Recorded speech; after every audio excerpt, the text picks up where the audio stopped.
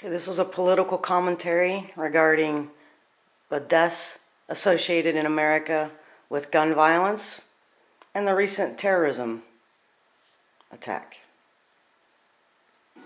But if it gets put in a special category called terrorism, then the answer is everything must be done, no cost should be spared, no legal precedent should stand in the way. Once it gets put in the terrorism bucket, we must do everything in our power. No one ever says people are just going to die from terrorism, that's just the way it is. And if it's in the gun bucket, yeah, 30,000 people are going to die every year from guns. That's just the way it is. Why is it the case? In the last 30 years, there have been 30,000 to 40,000 gun deaths in the United States per year, more than 900,000 people.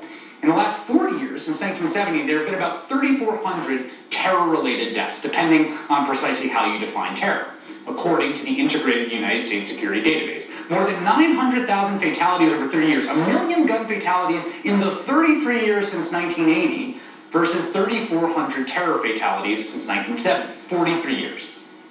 Now, there's a reason why terrorism has a special significance, and justifiably so. It's that the ideological political violence does a kind of violence to the social contract itself that is distinct and menacing and horrible. It distorts society in a specific and special way, in a way that a very deranged, murderous kid in a school with a gun doesn't. With a terrorist act, the perpetrator removes himself from the social contract we all have to resolve ideological disputes in a nonviolent fashion. But the scale of mismatch between how our political system responds to one kind of death versus the other is shocking, particularly on a day when we're watching this gun bill go down in flames. In a seemingly unrelated Homeland Security hearing today, Senator Claire McCaskill raised an incredibly interesting question. Based on the evidence at this point, is there any difference between Sandy Hook and Boston other than the choice of weapon? The answer, which Homeland Security Secretary Janet Napolitano conceded, is no. There's a difference so far only in methodology. Underlying the arguments used by opponents of gun safety measures is the implied position that 30,000 people are going to die each year of guns, and that's the way it has to be. Those people are martyrs on the altar of the Second Amendment. It's the price of freedom. And it is absolutely true that some number of horrible events is, in fact, the price of freedom. You cannot have total security without the country becoming a police state.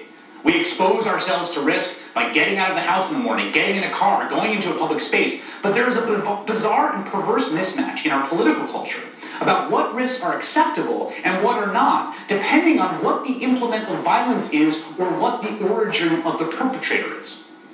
So today, the Manchin-Toomey background check amendment to the gun bill, the watered-down compromise, failed to pass the Senate's agreed-upon filibuster threshold of 60. Keep in mind, it got 54 votes, 4 more votes than necessary to pass if it had been allowed an actual up or down vote. It was filibuster. President Obama responded to the loss with bracing indignation.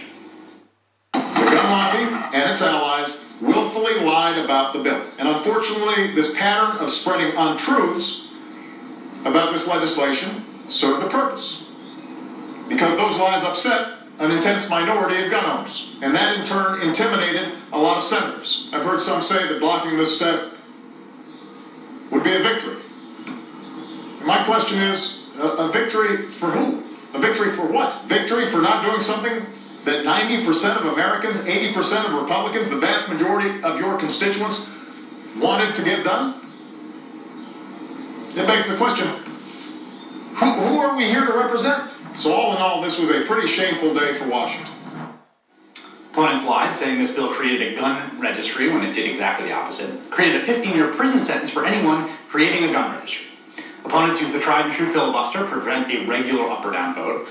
And so, as we follow the developments out of Boston, as we leave no stone unturned attempting to find the perpetrator, another 88 or so people will lose their life to a bullet tomorrow, and the day after that, and the day after that.